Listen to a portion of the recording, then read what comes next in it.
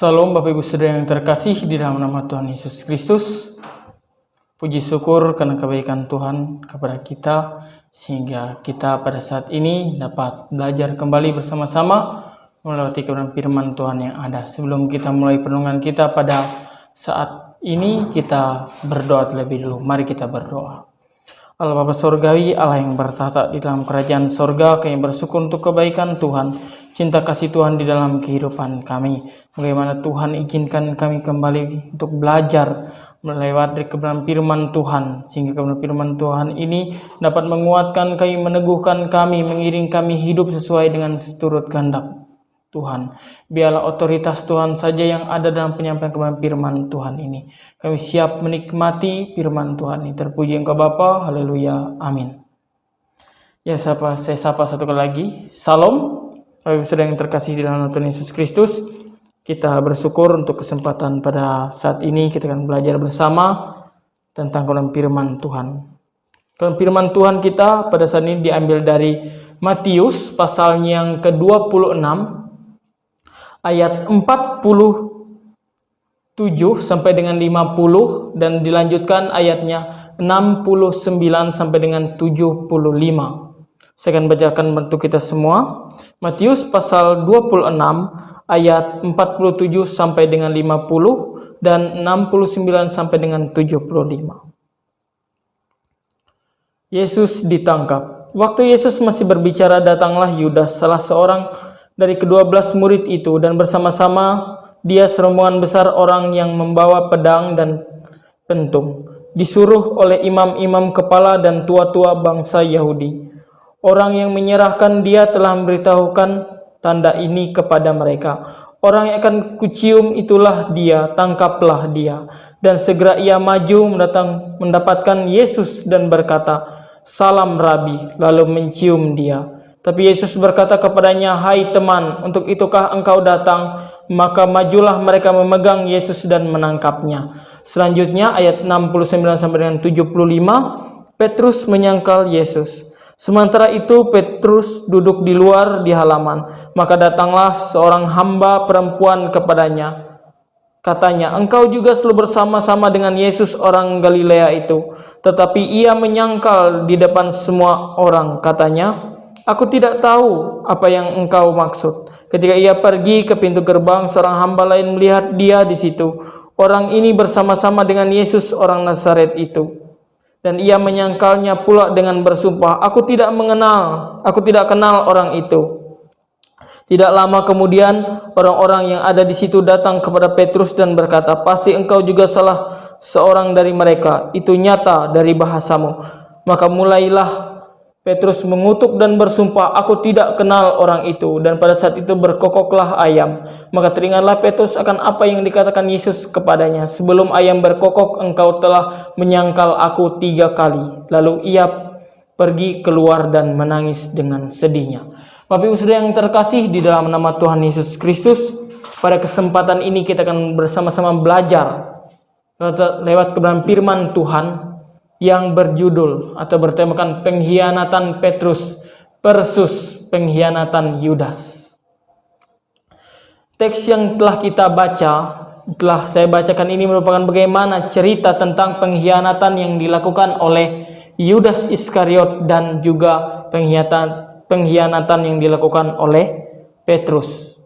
Bapak Ibu Saudara yang terkasih di dalam nama Tuhan Yesus Kristus, akan terlebih dulu saya akan menyampaikan bagaimana profil atau karakter daripada Petrus terlebih dahulu. Petrus bersifat sanguin, suka berbicara, optimis, cepat, seorang pemimpin alamiah. Yang bisa dikatakan dia yang paling depan di antara murid-murid yang lain. Suka menurut kata hati, mudah bimbang, gampang berubah pikiran, emosional, suka bertindak ekstrim dan juga baperan. Sedangkan kita melihat bagaimana profil Yudas, tamak akan uang atau dikatakan cinta uang. Dia juga berkhianat, licik, tidak berpikir panjang, pencuri kas, pelayanan. Mengapa demikian? Karena dia dikatakan tadi tamak akan uang atau cinta uang. Memanfaatkan orang lain, tidak bertobat dan mempengaruhi hal-hal negatif kepada orang lain. Itu merupakan sikap dari kedua murid Tuhan Yesus ini. Itu merupakan profil dari Petrus dan Yudas, Bapak Saudara yang terkasih. Kita belajar bagaimana tentang pengkhianatan Petrus versus pengkhianatan Yudas pada saat ini. Saat ini kita akan melihat perbandingan antara pengkhianatan Petrus dan pengkhianatan Yudas, Bapak Saudara yang terkasih. Yang pertama, keduanya sama-sama tidak mengakui Tuhan Yesus sebagai gurunya. Bagaimana tadi di Matius pasalnya ke-26 ayatnya ke-69 sampai dengan 75, itu merupakan penyangkalan yang dilakukan oleh Petrus, pengkhianatan yang dilakukan oleh Petrus. Sedangkan Matius pasal yang ke-26 ayat 47 sampai dengan 50 tadi itu merupakan pengkhianatan yang dilakukan oleh Yudas. Petrus tidak mengakui Tuhan Yesus sebagai gurunya secara verbal, sedangkan Yudas tidak mengakui Tuhan Yesus sebagai gurunya melalui tindakannya yang menyerahkan Tuhan Yesus. Bagaimana kita mengetahui bersama tadi bahwa Petrus menyangkal Tuhan Yesus sebanyak 3 kali. Dia tidak mengakui bahwa itu gurunya, Yesus itu gurunya, Bapak Saudara yang terkasih. Sedangkan yang dilakukan oleh Yudas, dia berkhianat secara tindakan atau perbuatan. Dia tidak berbicara, dia berkhianat, menunjukkan sikapnya yang berkhianat. Sedangkan Petrus tadi, dia berkhianat secara verbal atau perkataan, Bapak Saudara yang terkasih. Saat seseorang berdosa, sebenarnya ia telah menyangkal Tuhan Yesus yang berhak memerintah kehidupannya. Terkadang di dalam kehidupan kita, kita sering sekali mengkhianati Tuhan Yesus tanpa kita sadari. Mungkin kita tidak seperti Petrus, sebagai orang percaya yang menyangkal Tuhan Yesus, yang kita meragukan Tuhan Yesus sebagai juru selamat, tidak.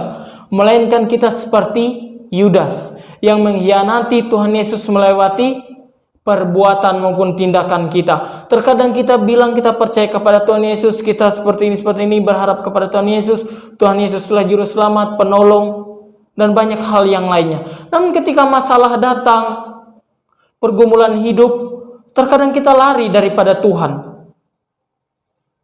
Contoh, ketika mengalami sakit penyakit yang berat, ketika dokter tidak mampu menolong, kita berucap kita sebagai orang yang beriman, sebagai orang yang percaya. Namun apa yang terjadi? Ketika doa kita tidak terjawab, yang kita doakan belum sembuh, kita lari kepada dukun.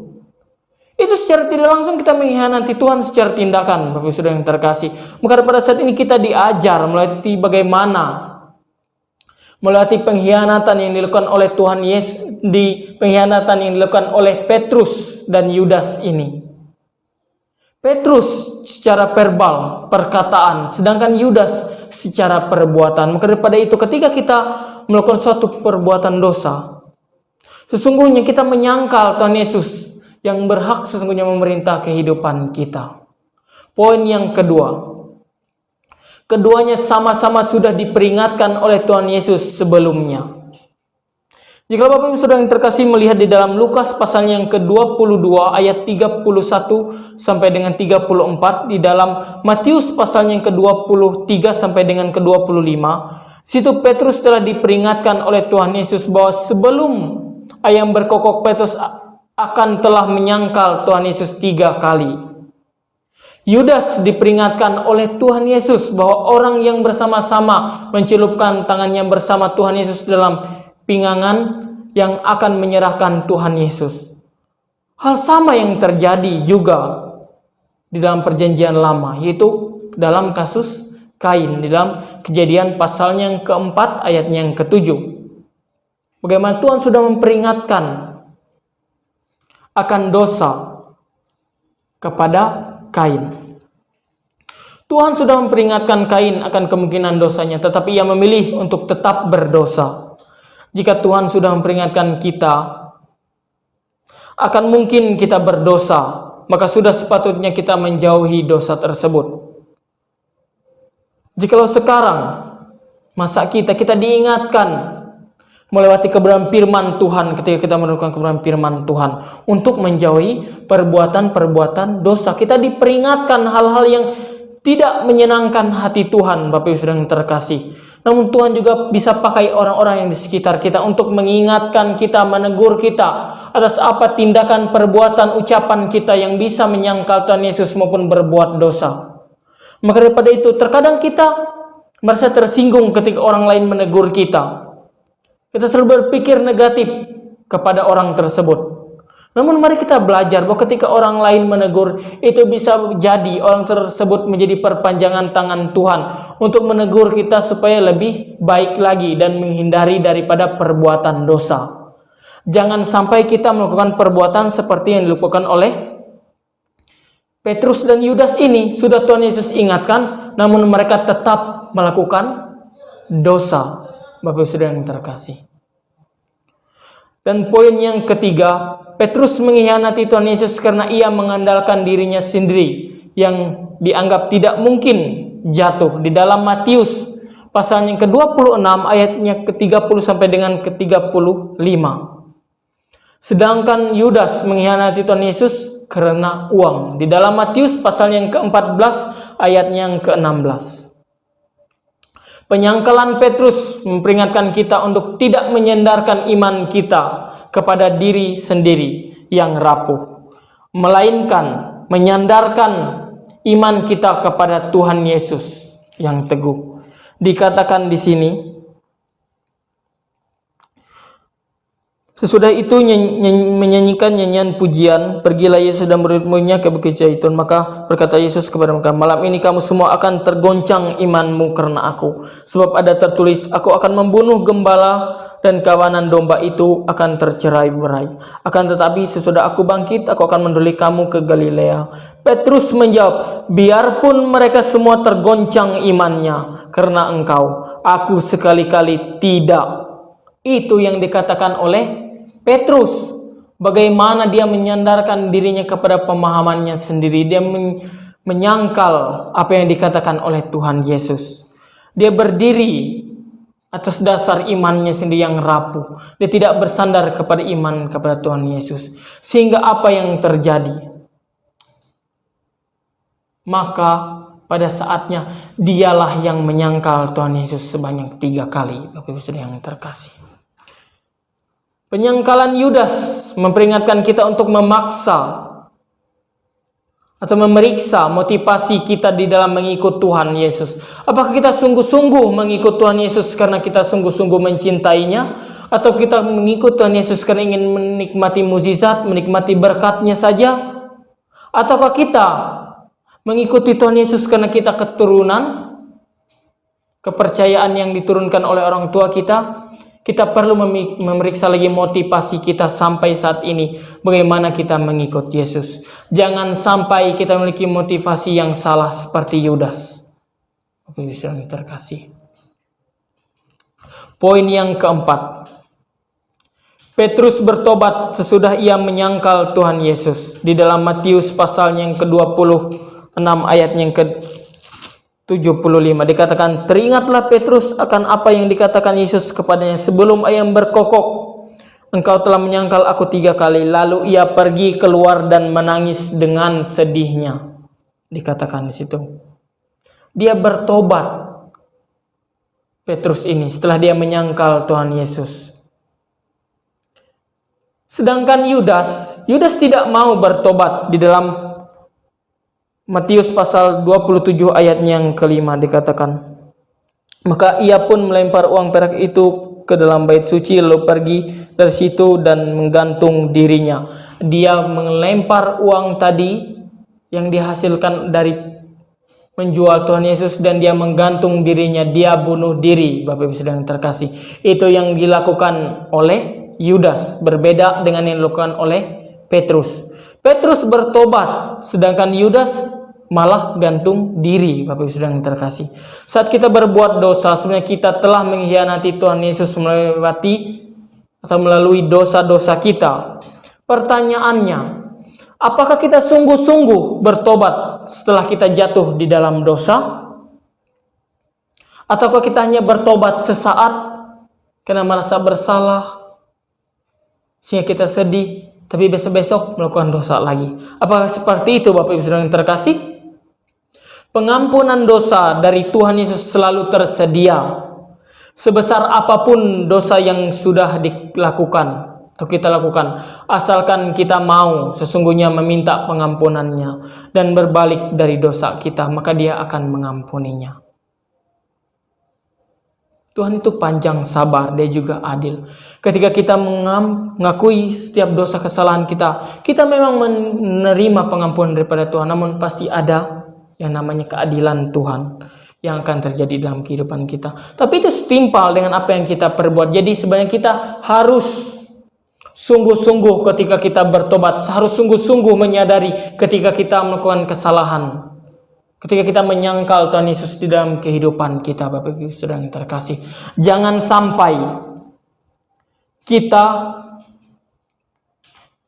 tidak bertobat dengan sungguh-sungguh. Sangatlah berbahaya, Bapak Ibu Saudara yang terkasih. Bagaimana kita belajar pada malam hari ini melewati dua pribadi yang senantiasa bersama-sama dengan Tuhan. Bersama-sama dengan Yesus di dalam pelayanan, melihat bagaimana mukjizat yang dilakukan oleh Tuhan Yesus. Namun mereka melakukan pengkhianatan. Pengkhianatan Petrus menyangkal Tuhan Yesus. Berdiri di atas imannya sendiri. Sudah diperingatkan namun tetap saja tidak mendengarkan. Sedangkan Yudas, dia tidak mengakui Tuhan Yesus sebagai gurunya. Secara tindakan dia menjual Tuhan Yesus. Yang kedua, sudah diperingatkan akan Yudas siapa yang akan menyerahkan Tuhan Yesus. Namun tetap saja Yudas menjual Tuhan Yesus. Di sini juga Yudas mengajarkan kita tadi tentang bagaimana memperingatkan kita, memeriksa motivasi kita untuk mengikuti Tuhan Yesus. Yudas memiliki motivasi yang salah dalam mengikuti Tuhan Yesus. Bagaimana karakter daripada Yudas tadi, itu yang membuatnya mengikuti Tuhan Yesus dengan motivasi yang salah. Dia seorang yang memegang uang kas pelayanan, namun uang kas itu selalu dia curi untuk dia gunakan sendiri. Ini yang dilakukan oleh Yudas, Bapak Ibu Saudara yang terkasih. Sedangkan yang terakhir, Yudas bunuh diri, bukannya bertobat. Maka daripada itu, pada saat ini kita belajar melatih Petrus. Yang terkadang kita manusia yang terbatas, kita manusia yang penuh dengan kekurangan, tapi itu bukan suatu alasan bagi kita sehingga kita selalu menikmati dosa, sehingga kita melakukan setiap dosa kita dengan senang hati maupun kita tersengaja. Marilah ketika kita melakukan dosa, kita melakukan pengkhianatan kepada Tuhan Yesus, kita datang kembali kepada Tuhan Yesus, kita memohon pengampunan daripada Tuhan. Jangan sebaliknya kita seperti Yudas, malah tidak mau bertobat, malah bunuh diri. Mungkin kita tidak akan bunuh diri seperti yang dilakukan oleh Yudas, melainkan kita akan terus menikmati dosa-dosa kita itu sampai akhirnya kita menerima murka Allah. Dan pada saatnya, seperti yang dikatakan, upah dosa ialah maut. Bapak Ibu yang terkasih. Maka daripada itu, pada saat ini kita belajar mati kedua pribadi ini. Marilah kita senantiasa mendekatkan diri kepada Tuhan, senantiasa hari lepas hari memohon tuntunan Tuhan, sehingga apa yang Tuhan inginkan Tuhan kerjakan dalam kehidupan kita dapat dilakukan. Kita bersatu di dalam doa. Kami bersyukur Tuhan karena kebaikan Tuhan dalam kehidupan kami. Jikalau pada saat ini Tuhan kami diingatkan melalui pengkhianatan yang dilakukan oleh Petrus versus pengkhianatan Yudas, kami belajar bagaimana mereka tidak mengakui Tuhan Yesus, bagaimana mereka sudah diingatkan namun mereka tetap berbuat dosa, sampai mereka berdiri atas iman mereka sendiri dan memiliki motivasi yang salah. Namun biarlah Tuhan kami jauh daripada itu. Namun ketika kami jatuh, biarlah kami seperti Petrus, Tuhan, kami datang kembali kepada Tuhan, memohon pengampunan daripada Tuhan. Biarlah hidup kami, Tuhan, menyenangkan hati Tuhan saja. Tuhan, biarlah firman Tuhan ini yang sederhana ini menjadi rema dalam kehidupan kami sehingga dapat meneguhkan, menguatkan iman kami. Hamba berhenti berbicara, biarlah Roh Kudus Tuhan yang terus berkarya dalam kehidupan kami. Kami bersyukur Tuhan, terpujilah Engkau Bapa, haleluya, amin.